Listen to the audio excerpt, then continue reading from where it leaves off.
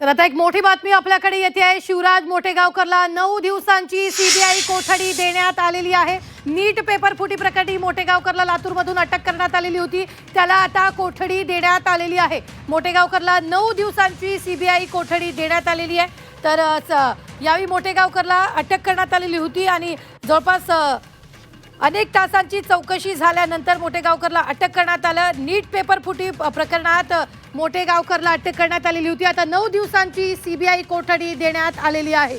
या संदर्भात ताजे अपडेट देत आहेत आपल्या प्रतिनिधी उर्वशी खोना। उर्वशी, मोठेगावकरला 9 दिवसांची सीबीआय कोठडी देण्यात आली आहे।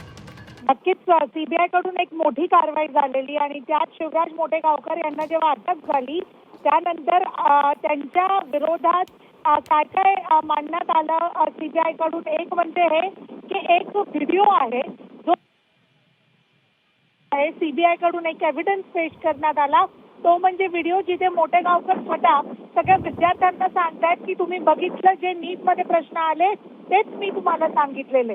त्याचबरोबर हे पण समजून येत आहे की यात आरोपी म्हणजे मोठेगावकर जे आहेत ते वेगळे असे आरसीसी कोचिंग इन्स्टिट्यूट चालवतात। त्यांच्या 9 शाखा आहेत। लातूर मध्ये ही मोठी ही आहे आणि त्याचबरोबर मोठेगावकरने सीबीआयच्या तपासात जे समजून आलं आहे, मोठेगावकर यांचे एनटीएशी संबंधित केमिस्ट्री चे जे प्रोफेसर होते पी.व्ही. कुलकर्णी यांच्याशी जवळचे संबंध होते असं सीबीआयने कोर्टात सांगितलं।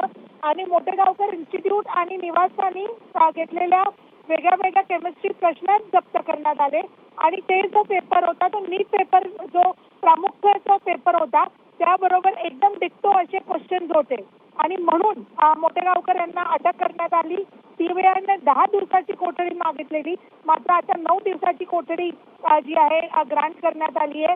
राऊज रेव्हेन्यू कोर्टात त्यांना सादर करण्यात आलेलं मोठेगावकर जे आहे। उर्वशी, धन्यवाद ताजे अपडेट देण्यासाठी। मात्र आताच्या क्षणाची सगळ्यात मोठी बातमी आपण पाहतोय, शिवराज मोठेगावकरला 9 दिवसांची सीबीआय कोठडी देण्यात आलेली आहे। 11 तास मोठेगावकरची चौकशी केल्यानंतर आज कोर्टात मोठेगावकरला हजर करण्यात आलेलं होतं। त्या दरम्यान 9 दिवसाची सीबीआय कोठडी देण्यात आली।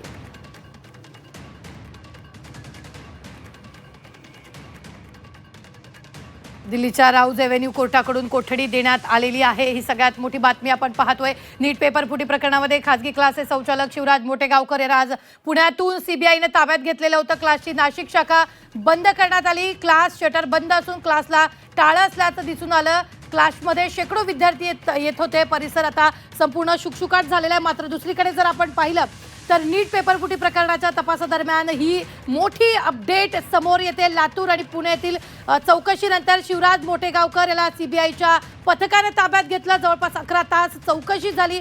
आज दिल्लीच्या कोर्टात त्यांना हजर करण्यात आलं आणि त्यानंतर आता 9 दिवसांची सीबीआय कोठडी देण्यात आलेली आहे।